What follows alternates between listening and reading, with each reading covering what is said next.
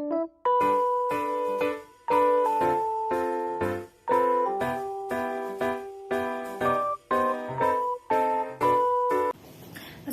warahmatullahi wabarakatuh.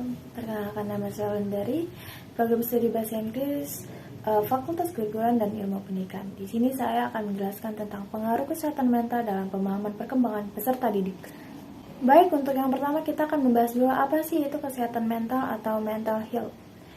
Ya, kesehatan mental adalah kondisi di mana seseorang memiliki kesejahteraan yang tampak pada dirinya dan mampu menyadari potensinya sendiri, dapat bekerja secara produktif, menghasilkan serta berperan di lingkungannya. WHO juga menyatakan bahwa kesehatan mental merupakan kondisi dari kesejahteraan yang disadari individu, yang di dalamnya terdapat kemampuan-kemampuan untuk mengelola stres kehidupan yang wajar, untuk bekerja secara produktif dan menghasilkan. Nah, kembali lagi pada pengaruh kesehatan mental dalam peserta didik. Sama halnya kesehatan fisik, kesehatan mental juga sangat perlu untuk dijaga dan dipelihara. Keadaan penuh tekanan yang membuat seseorang stres dapat menginterupsi kemampuan seseorang untuk mengarahkan perhatian, membuat perencanaan dan mengelola emosi, sehingga sulit untuk berpikir dengan jernih. Jika hal ini terjadi pada pelajar, kemudian dibiarkan berlarut-larut, akan menimbulkan akibat yang fatal. Menjaga kesehatan mental adalah kunci utama dalam menjalani kehidupan sehari-hari. Kesehatan mental yang terjaga dan baik dapat membuat pelajar mampu menjalani aktivitas belajar dengan lebih optimal.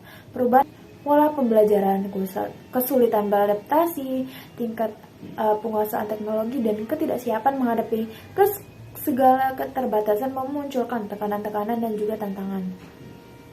Keadaan yang serta-merta terjadi ini sangat mempengaruhi tidak hanya kesehatan mental guru, tetapi juga peserta didik yang bersangkutan. Terdapat beberapa indikator yang menunjukkan adanya gangguan kesehatan mental, seperti yang pertama fisiknya, yaitu selalu merasa lelah, lemas, terus-menerus, adanya perubahan berat badan yang drastis, gangguan pola tidur dan makan yang tidak seimbang, gangguan pola tidur dan makan yang ekstrim.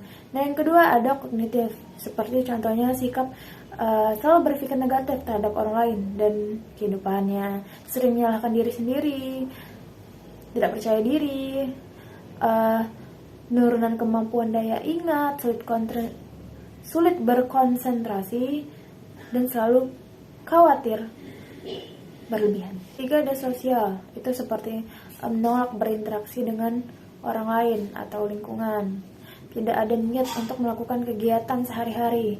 Jadi, jika kita sebagai seorang guru harus memperhatikan setiap perkembangan peserta didik, kesehatan mental tidak dapat dilihat dari luar, sebab apa yang terlihat dari luar kerap kali tidak sesuai dengan apa yang terjadi di dalam hatinya. Ditambah lagi, di zaman yang kian modern dan cepatnya perkembangan, tentunya beberapa hal cepat berubah. Salah satunya yaitu cara seseorang dalam menyikapi keadaan seperti keadaan di mana individu mengalami keterpurukan dan terampil di bidang tertentu. Beberapa penelitian telah menyadari bahwa terdapat beberapa peserta didik kian pandai menyembunyikan perasaan mereka yang sebenarnya.